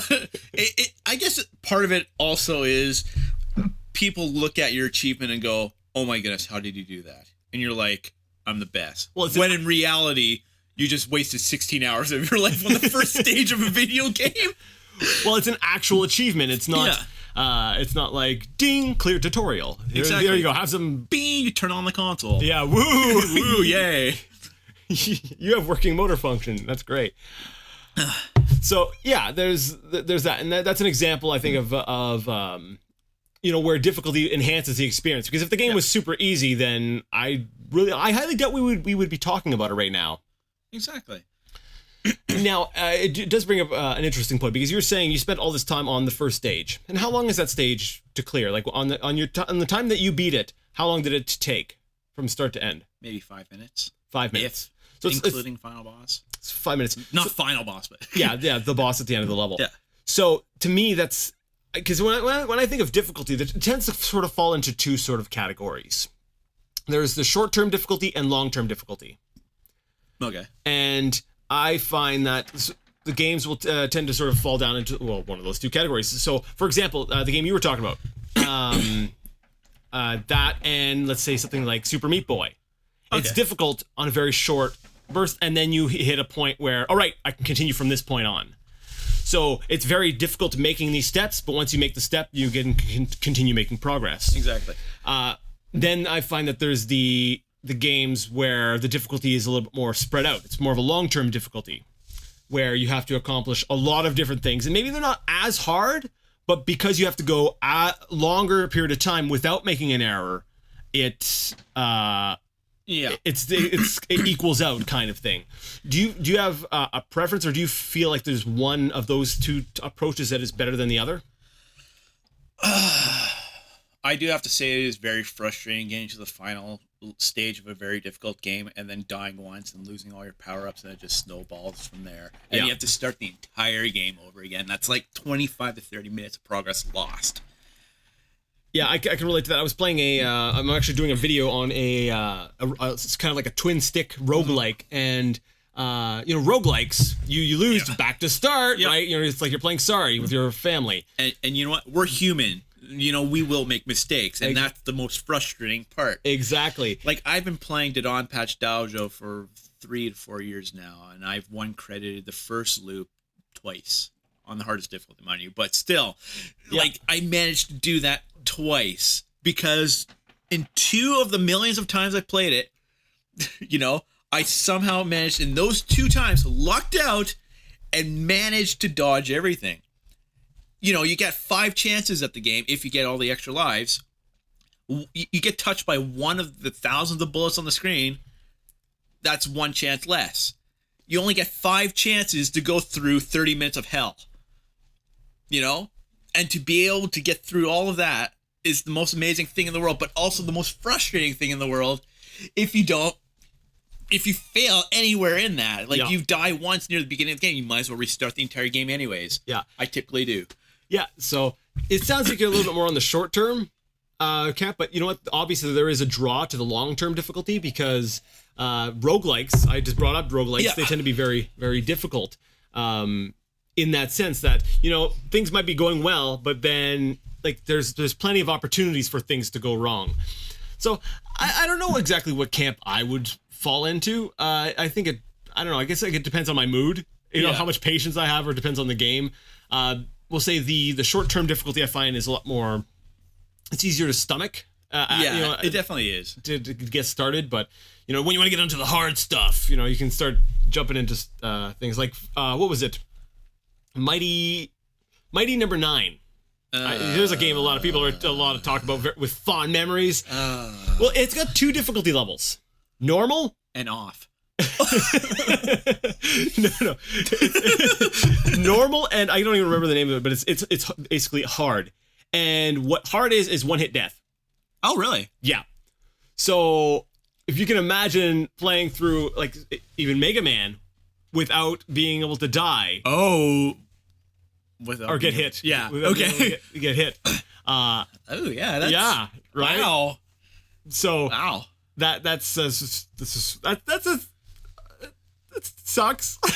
Yeah, I imagine. I found an easier way of, we'll say, altering the difficulty in that game for me was changing the number of lives I got. So I'd stay on normal, but then maybe reduce the number of lives I had. Okay, that's fair. So that way you still have health. You can still make some mistakes, but ultimately you got to do it quicker. And I think that's really an important thing to have in a game, is that ability to be able to sort of change up the difficulty levels.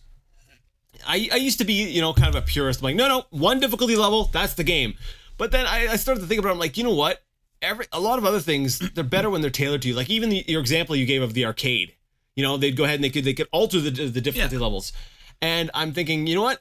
That's great, because you get that ultimate sense of reward when you're playing a game and it feels like the challenge is just right for you, or if the game is just slightly too hard for you, just enough that you're going, if I tried a little bit harder, I could do this. Yep. And then when you overcome it finally. Yes, because right now I'm playing through the story mode in Soul Calibur 5. Okay. And I'm at this one fight against Nightmare, and I don't claim to be very good at the game. I love Soul Calibur. I love the entire series. Soul Blade, Soul Calibur, and I'm fighting Nightmare, and he strings together these attacks, and he just tears me apart. But there's so many times where, we had both won one round. We're on the last round. We both have like one hit to KO each one, and he just beats me. And I want to throw the control at the wall, but at the same time, I'm like, I'm being challenged. I still feel like I've got a chance at this.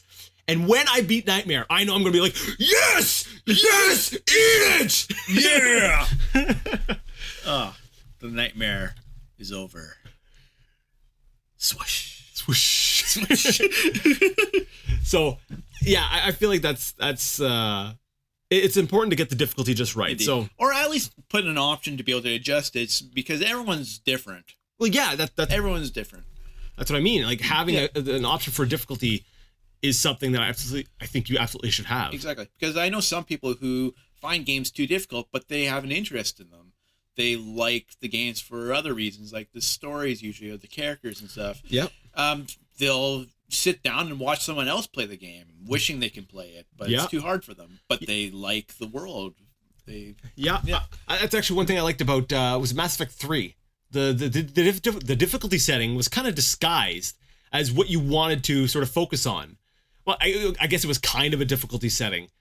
I don't even know if it was, but basically you had the choice. You're like, do you want story?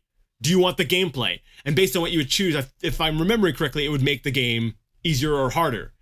So, of course, I went gameplay and it made the game harder. I think there might have actually been a separate difficulty setting, but there was more options to customize your overall experience, which I think is very important. It's really good. I'm not saying that all games need to be really hard. I think that all games should be made with the potential to be catered to the individual player. Yeah, I totally agree there. Because difficulty is totally subjective. If I tried to play a bullet hell, I'd get wrecked. Yeah, if I tried to play Super Mario, I'd die on the first Goomba every time. It's true. You insert gravity into anything, and I'm toast. I can't deal with gravity. Not go to platformers. Not entirely, no. See, I played the heck out of Mega Man. Yeah, like just all growing up. So for me, I'm like, yes, Mega Man. That is my realm. I actually have difficulty with most Mega Man games. Yeah, they're fun. They're super fun, but my goodness, some of those traps that they set up in those games are just they're evil. Oh, they're absolutely evil. I love them for it, but at the same time, it's just so frustrating. Yep. Yeah. It's not frustrating because you see it coming. You don't see it coming. That's what makes it frustrating. So, a lot of trial and error. Yeah. So, that's actually why I can't play R-Type. I hate R-Type. It's a great game. I just can't play it. And it's so interesting because I love shmups, but I can't stand R-Type.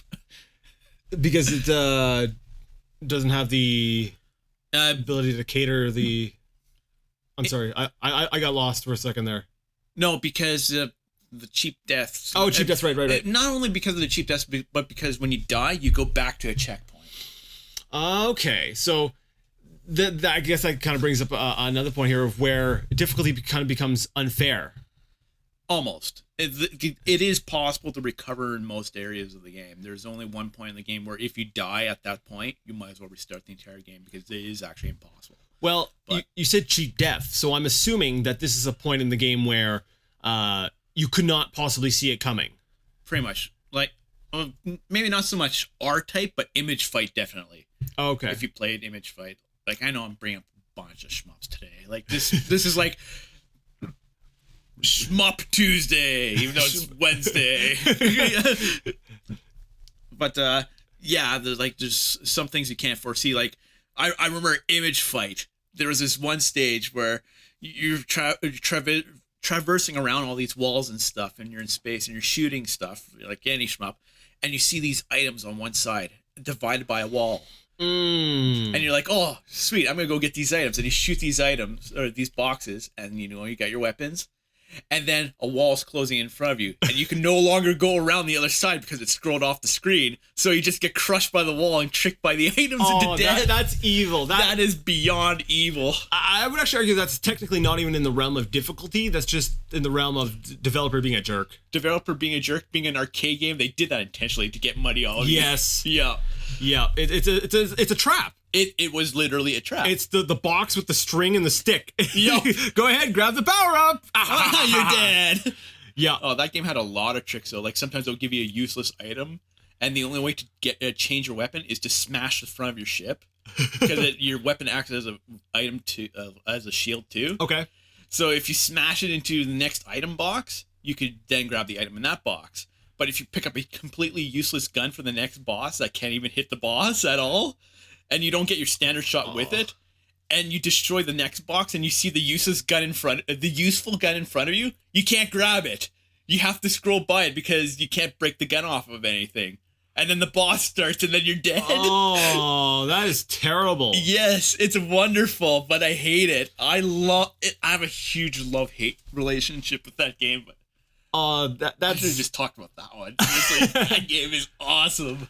So that's an example, I think, of when maybe a developer, well, in that case there, I think that's intentionally making a game not even too hard. It's just laying traps for the player. So yeah, I don't think that's just poor design. That's not necessarily, I'd say, yeah, actually, now that I think about it, it is a game where you have to follow one strict path or else you're dead. Yeah, so it's I wouldn't say that's an issue with the difficulty as so much as it's an issue with just poor design. I guess. Speaking of poor design, I'm sorry if I can jump onto this because it's an example that popped in my head. Oh, please do. I'm done to talk about shmups for the day. All right. I had mentioned in the first episode that my first experience with Assassin's Creed was with Assassin's Creed 4. Okay. And I really liked the game. There was a lot of really cool mechanics, but I really got annoyed with the fact that my health kept regenerating. Now, yeah. as you go around and you collect things, you unlock cheats. Okay. And one of the cheats actually makes it so that your health does not regenerate. That's pretty cool. When you turn on the cheat, it makes it so you cannot progress in the game. That's politically correct word for retarded. I don't think we could do that. I said politically correct. It's okay. You can't add a modifier to a word and just be like, oh, it's the correct version of it. Okay. Anyways, so yeah, any progress you make while you have that cheat active doesn't count. So I'm like, why? And there's other little, like, that directly impacts the difficulty, which would have made the game more challenging for me, and I would have enjoyed the game a lot more. Like, I already liked the game, but I would have really liked it had I been able to play like that. I think that should have just been a standard option from the beginning. Exactly. But no, it's a cheat. So therefore, no progress can be made. And I'm just like, oh, this is like... So dumb. It is dumb. And like I said, you need more options for allowing people to sort of challenge themselves. Like, I totally understand. Like, I talked about Style Savvy in the first section here. And, it's a very casual game. And had I been given the option, like you mentioned, that was an awesome idea. A competitor. I'm like, that would have been great. Indeed. Competing with someone else. I realize it's outside of the scope of the game, but some sort of option to make things a little bit more challenging, that would have made it even more interesting for me. Even though what I'm doing is like, oh yay, we're making outfits, the fact that there would be a challenge to the game would make it more compelling for me, even than it is. Exactly, because then you actually have kind of like a goal. Like, sure, the goal is to make as much money as you possibly can. Once you do, you just keep making more money, from what I understand, right? Pretty much. Is there an end game? There is. I don't really think that there's an end game. Like I said, it's like Animal Crossing. But then again, even Animal Crossing, you're always striving to build up your house to be bigger. Yeah. And this one here, yeah, you do spend the money on on getting more furniture. You do spend money, if you take a trip somewhere else, like you can go to different parts of the city, you can take the tram or take a trip to the beach or something. You have to pay money for all that. So there's money's used for a lot of stuff, but yeah, there really isn't a grand goal that you're shooting for. There isn't really an end game. It's mostly, if you like the game and you want to keep playing it casually, that's cool, but time killer. A little bit of difficulty would have been nice. But then if I apply that mentality, should they make a way to make Animal Crossing more difficult? What would you even do? Animal Crossing should be the next first-person shooter that Nintendo makes. Tom Nook's Wild Ride. Yes, I would totally buy that. Nintendo, if you're listening, I want Tom Nook's Wild Ride. Man, if they're listening, they're gonna claim this. Oh yeah, right. We invoked the name of Nintendo. They own the name. But no, actually, you know what? That would be interesting. Tom Nook, he's not making enough money off everyone, so he's like, you know what? In the next game, Tom Nook is going to be mayor, and he's going to charge tax for everyone to stay in town. And if you don't pay your taxes, he seizes your property. Why doesn't he do that now? Maybe add a due date for your mortgage payments. Oh yeah. I don't know. I don't think it would fit for Animal Crossing, and I think that's one of those examples of an exception. That's one of those things where maybe an example of a game that's better, easier. It's well, like I said, there are some games that are just an experience, like Jumping Flash earlier. That game is not hard at all, but it's an experience I really enjoy. But would it have been better if it had been harder? Oh, it would have been amazing. Yeah, so okay, I see your point now. Animal Crossing is a game you can't just make harder. Animal Crossing is kind of one of those kind of experiences that you don't make harder. And there are some games like that where it's just they would just work better as an easy casual experience, and that's okay. But I think for the vast majority of any sort of most other games, having some difficulty makes the game better. Yeah. Can you think of any other game that you that was just really easy to you, or maybe another difficult game that's not a shmup that you found very, very rewarding because of its difficulty?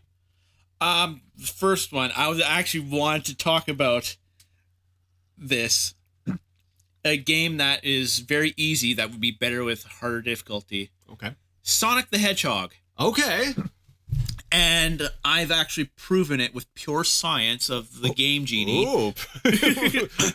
Where if you make it so, use a cheat device to make it so every time you grab a ring, it doesn't count. Oh. You get no rings. None of the screens that you smash that give items, they don't give you items, no nothing. One hit death for the entire game. It actually does become a difficult game because you're moving at such a high speed. You actually have to start managing your speed. You actually have to start worrying about, am I going to get hit by this, or am I just going to get hit by it and pick up a ring and keep going? It actually becomes a very stressful game, especially as you get later on through it. So that's the only thing Sonic needs to be a truly great platformer. Huh. It's interesting. I noticed a bit of a trend. Like, you're mentioning stressful, and then earlier you mentioned sort of tension and release.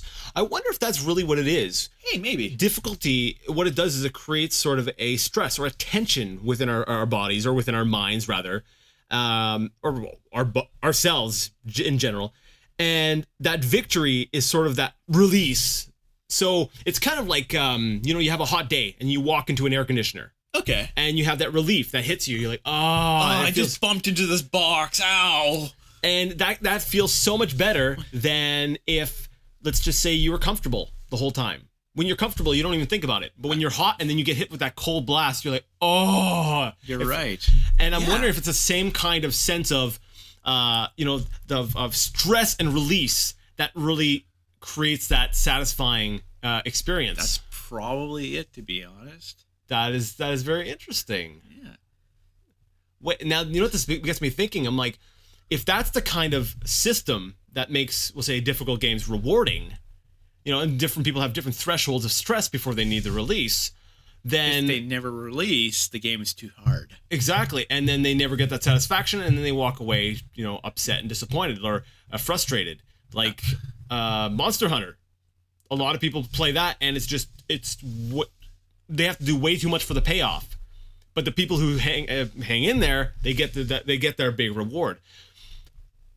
Actually, that's a very cool way of thinking of it, and it makes me wonder though. I'm like, now what's the psychological thing behind Animal Crossing? What is it that drives people to want to play Animal Crossing now? I think it's the whole idea of being able to build a house and live in another world, because real life is stressful. Oh, so just straight up escapism. Okay. Yeah. I mean, that's probably what I'd play it for. I mean, I don't play Animal Crossing. My GameCube save game that I made 9 years ago, the people there probably really miss me, but you should log in and see. Yeah. Maybe I'll see how they're doing. I should fire up my GameCube tonight. I haven't touched that town. I was in high school. That's amazing.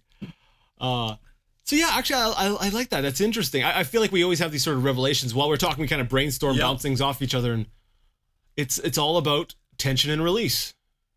Yeah.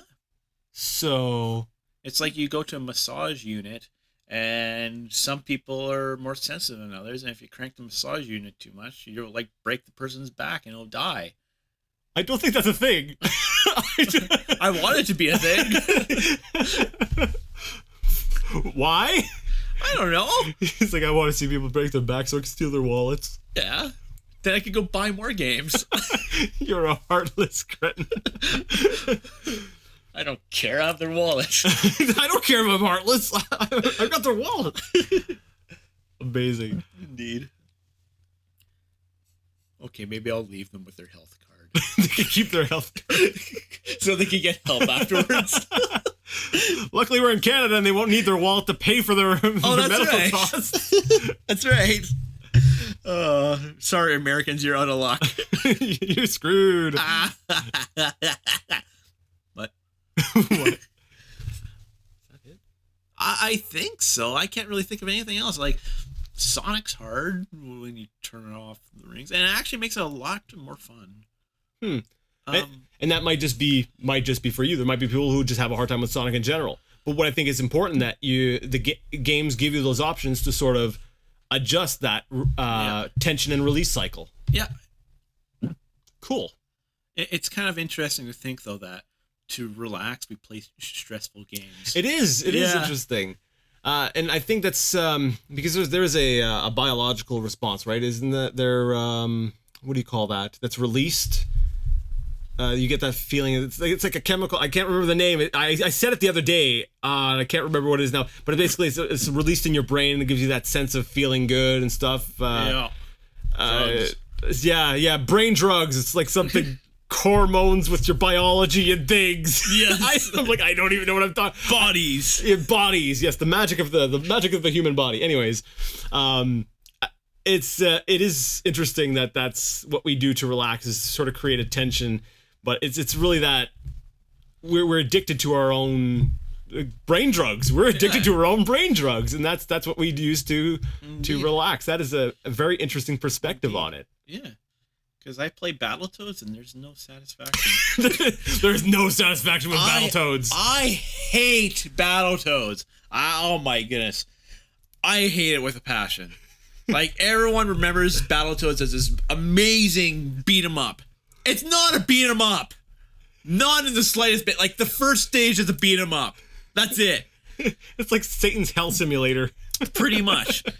The only reason everyone says it's a beat 'em up is because they haven't played past the third stage. Yeah, because I remember I'm like, okay, beating up, and then was it like a hover cart thing or something? Yeah, the turbo tunnel. Yeah, that's stage 3. Yeah, and then from there it was like well, it was going downhill, but from there it was a nosedive. And what most people don't realize is that's actually the easiest stage from that point on. It's actually the easiest.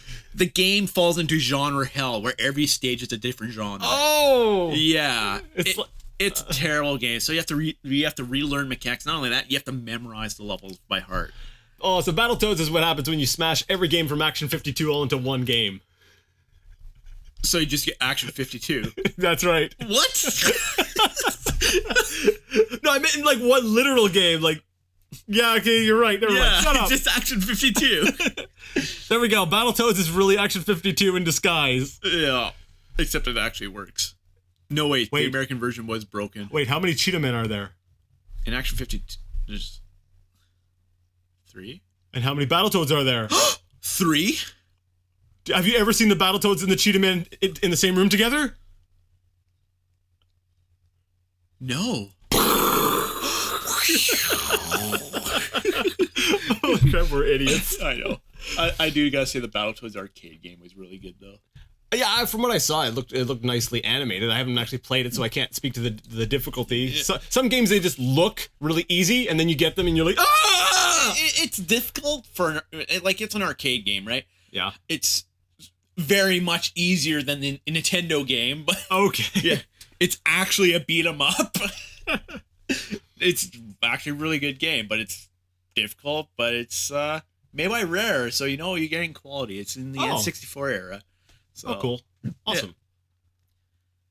Yeah. I just wanted to throw that out there. It has nothing to do with the topic at hand, but Battletoads? the arcade version. Well, we've been talking about arcades and difficulty, so yeah, I think it fits. It fits. Actually, the whole Rare Retro Replay thing that they released on the Xbox One, I think actually includes the arcade version of Battletoads. Seriously. Yeah. So everyone will be able to actually play it. That's one game I want on the Xbox One. Battletoads. That's it. Yeah. Sorry to the Xbox One owners. There's just nothing so far that appeals to me. Okay, I want to talk about Halo before we go. Hey, okay, it wasn't slotted in, and we're out of time. But okay, we'll finish things off with some Halo. Halo sucks. Okay, I'm done. All right then.